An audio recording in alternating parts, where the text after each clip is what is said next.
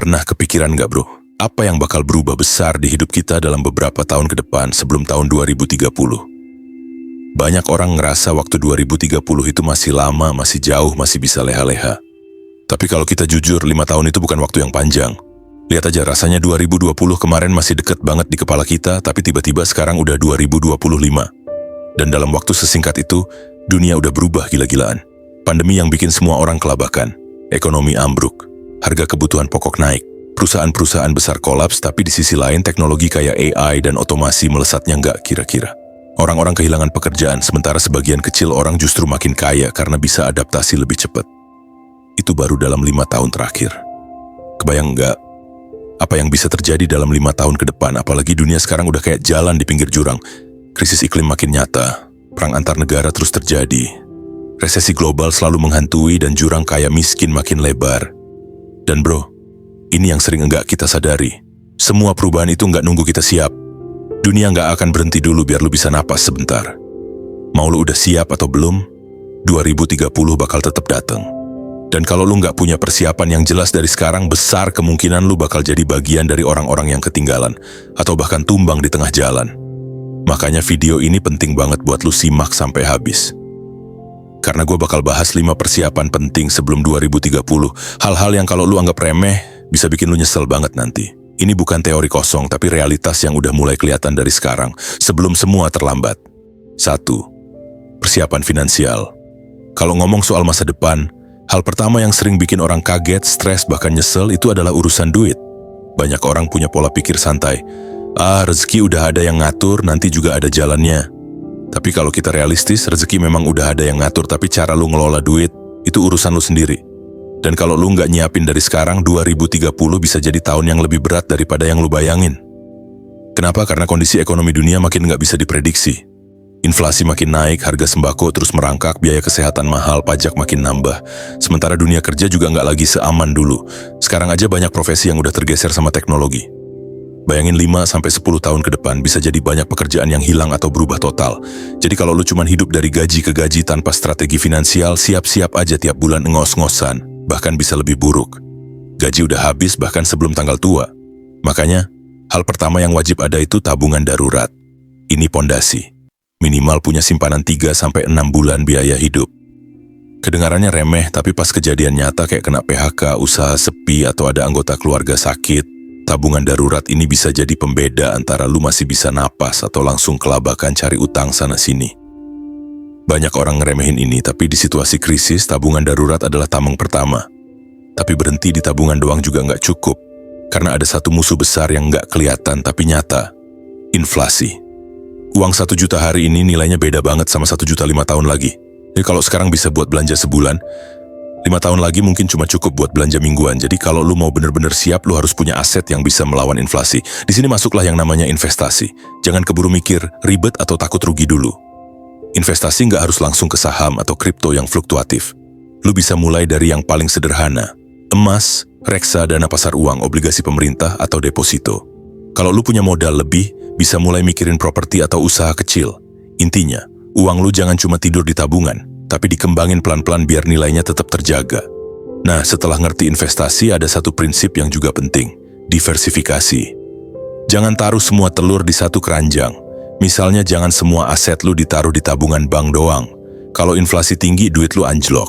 Tapi kalau lu punya kombinasi emas buat lindung nilai, reksadana buat tumbuh, tabungan darurat buat jaga-jaga, lu jadi lebih tahan banting menghadapi berbagai skenario. Tapi semua persiapan finansial itu bisa percuma kalau lu nggak bisa ngontrol gaya hidup. Ini penyakit yang paling sering bikin orang bocor halus. Udah capek kerja, punya tabungan, punya investasi, habis juga buat hal-hal konsumtif. Gonta-ganti HP, nongkrong tiap hari, belanja cuma buat gengsi. Padahal yang sering bikin orang jatuh bukan karena kurang penghasilan, tapi karena gaya hidup yang kebablasan. Jadi kuncinya bukan cuma cari duit lebih banyak, tapi juga belajar ngelola dan menahan diri. Kalau semua hal ini lu siapin dari sekarang, tabungan darurat yang solid, investasi yang tepat, diversifikasi aset, dan gaya hidup yang sehat, lu udah selangkah lebih maju dari mayoritas orang. Karena mayoritas baru sadar pentingnya finansial setelah masalah datang. Ujung-ujungnya bro, hidup di 2030 nanti bukan soal siapa yang punya duit paling banyak, tapi siapa yang paling siap. Yang siap bisa tetap jalan meski keadaan berat. Yang nggak siap bisa-bisa tumbang bahkan sebelum perang dimulai. 2. Skill and career masa depan. Kalau tadi kita udah bahas soal finansial, sekarang masuk ke hal kedua yang gak kalah krusial, skill dan career. Karena percuma lu punya tabungan segunung kalau sumber penghasilan lu tiba-tiba berhenti gara-gara skill yang lu punya udah gak relevan lagi. Kenyataannya, dunia kerja sekarang lagi berubah lebih cepat dari yang pernah kita bayangin. AI, otomasi, dan digitalisasi udah kayak gelombang besar yang nyapu apa aja yang ada di depannya. Dulu kita mikir pekerjaan tertentu aman kayak kasir, customer service, staf administrasi, sekarang banyak yang udah diganti mesin. Bahkan profesi yang kelihatannya butuh keahlian khusus kayak analisis laporan keuangan, desain grafis, sampai nulis artikel, sebagian udah bisa dihandle AI dalam hitungan menit. Nah, masalahnya, kalau lu cuma duduk manis ngandelin skill lama, cepat atau lambat lu bakal ketiban tsunami perubahan ini. Dan waktu itu terjadi, yang rugi ya lu sendiri, karier mandek, penghasilan stagnan, bahkan bisa jadi kehilangan kerjaan.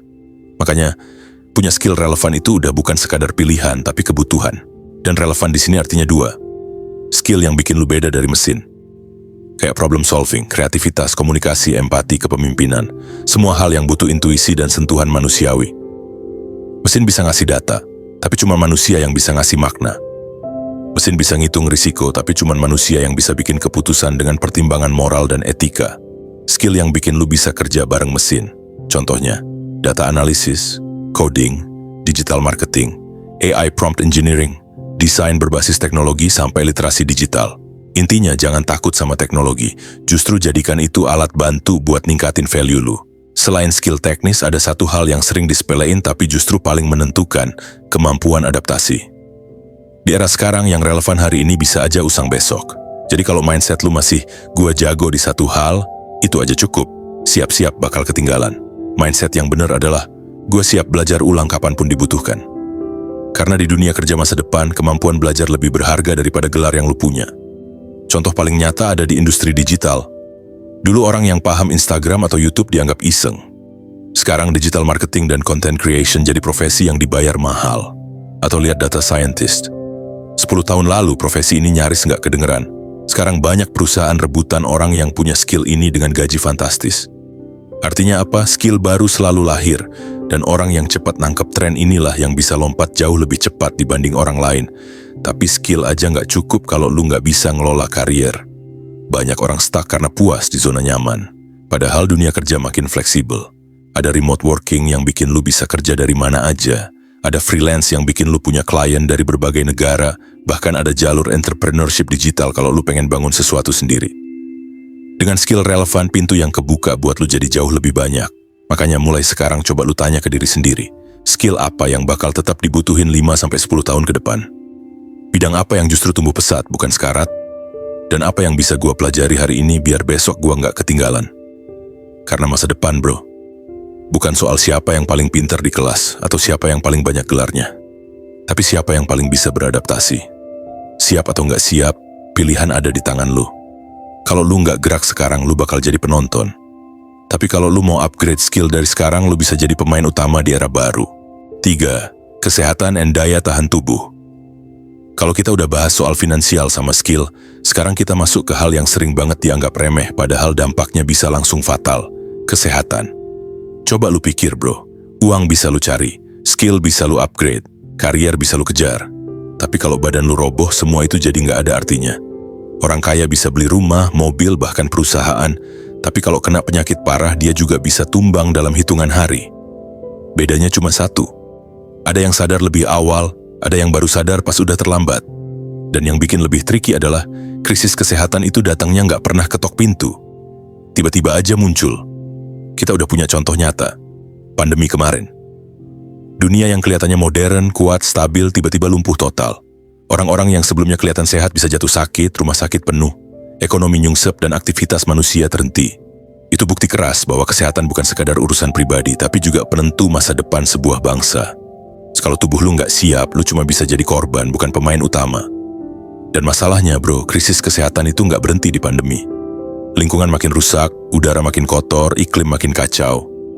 Tubuh kita dipaksa kerja lebih keras buat bertahan di kondisi yang makin ekstrim. Penyakit pernapasan makin meningkat gara-gara polusi.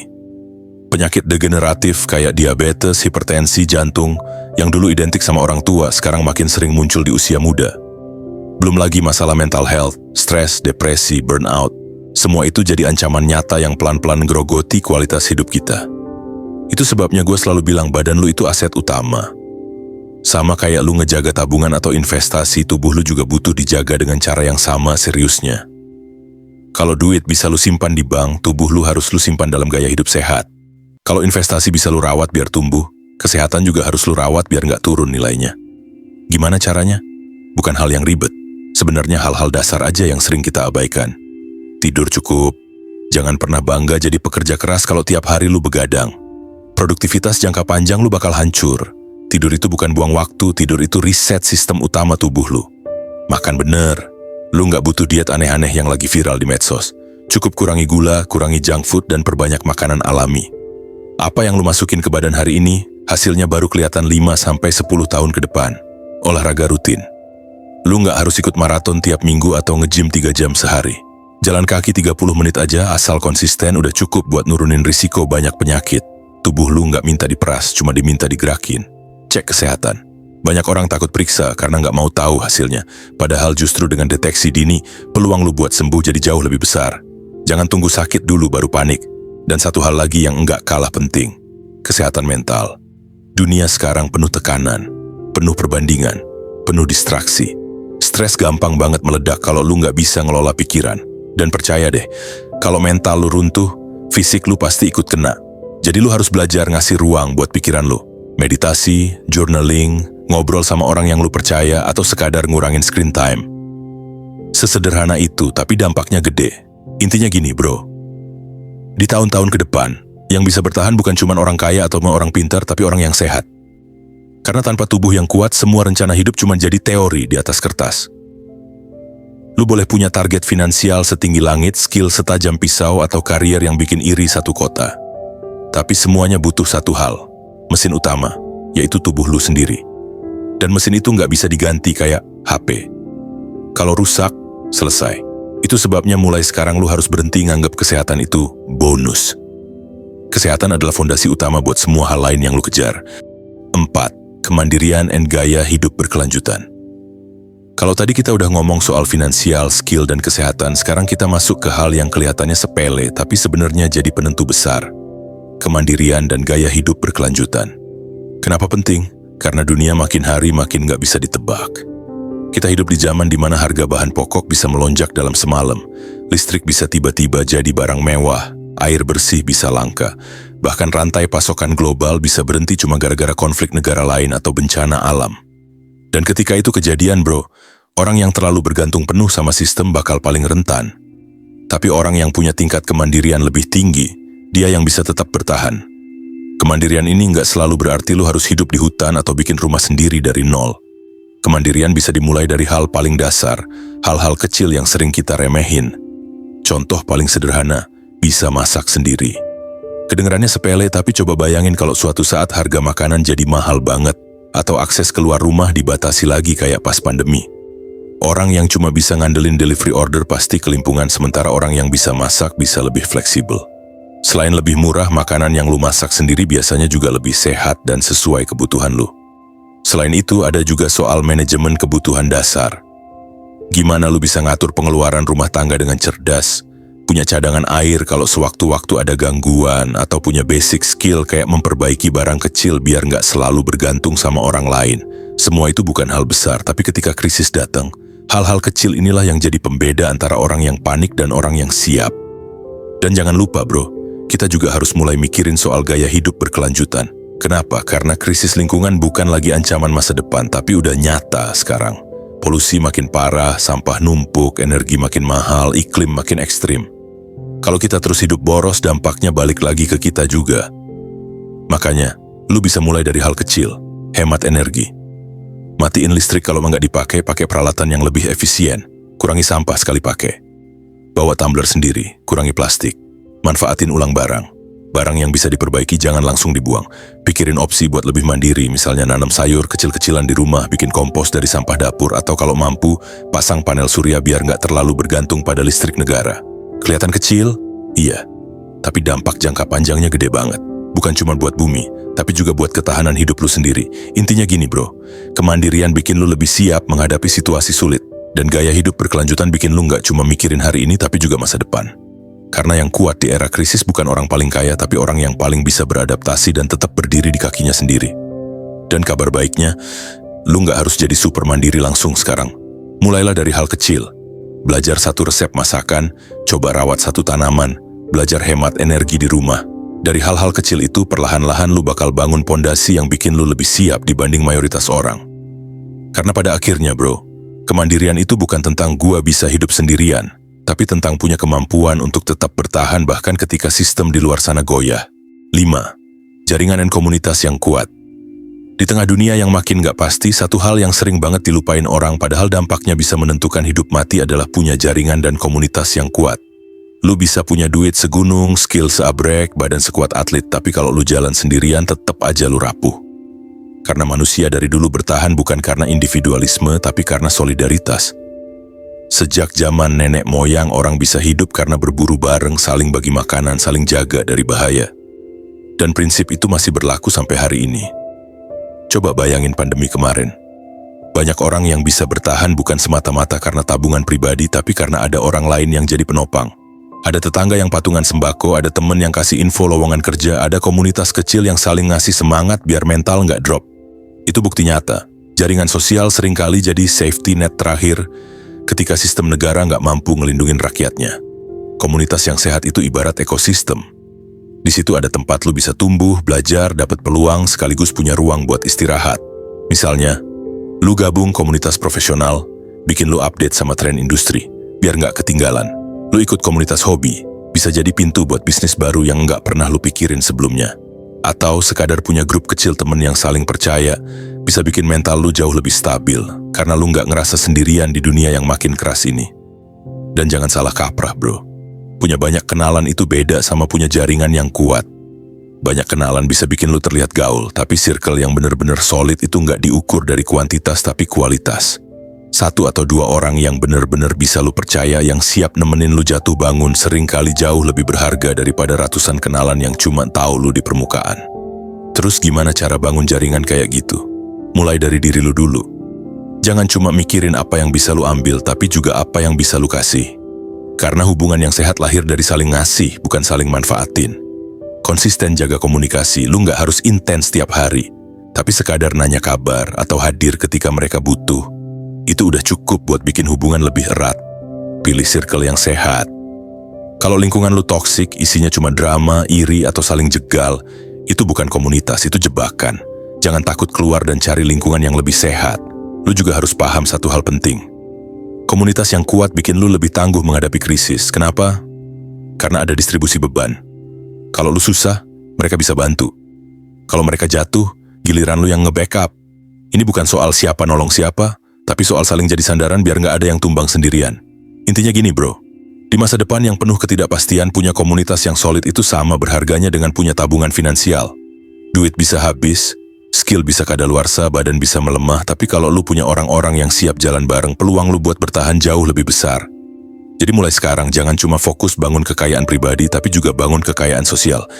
Karena seringkali satu circle yang kuat bisa jadi pembeda antara hancur sendirian atau bertahan bareng-bareng. Penutup dan kesimpulan.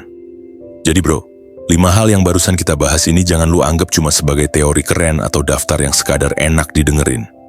Ini bukan checklist buat dipamerin, tapi fondasi nyata yang bakal nentuin seberapa kuat lu berdiri di tengah dunia yang makin gak pasti. Kalau lu perhatiin baik-baik, semuanya nyambung jadi satu ekosistem hidup. Finansial itu fondasi, karena tanpa stabilitas keuangan lu gampang goyah.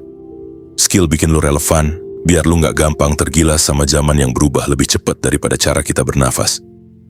Kesehatan bikin lu kuat karena tubuh lu adalah kendaraan yang harus dipakai sepanjang perjalanan.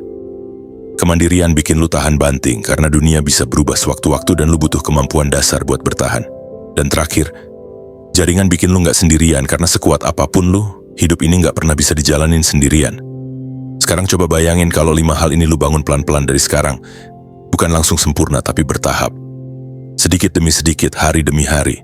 Tahun 2030 nanti, entah dunia makin chaos dengan krisis baru atau makin maju dengan teknologi yang lebih gila lagi, lu tetap bisa berdiri tegak. Karena lu udah punya pegangan, lu udah siap, Lu nggak cuma jadi penonton yang kebawa arus, tapi lu bisa jadi pemain utama di hidup lu sendiri. Gue yakin, banyak orang di luar sana yang akan nyerah karena ngerasa dunia terlalu keras buat mereka. Tapi lu beda, bro. Lu yang dengerin ini, lu yang mulai mikir jauh ke depan, lu punya peluang lebih gede buat tumbuh ke Ingat, masa depan itu nggak pernah pasti. Tapi ada satu hal yang pasti. Persiapan hari ini selalu jadi pembeda antara orang yang tumbang sama orang yang justru makin kuat. Jadi mulai sekarang jangan tunggu dunia berubah dulu baru lu siap. Justru sebaliknya, lu yang harus siap dulu sebelum dunia berubah. Karena kalau pondasi lu udah kokoh, apapun yang terjadi, lu nggak gampang runtuh.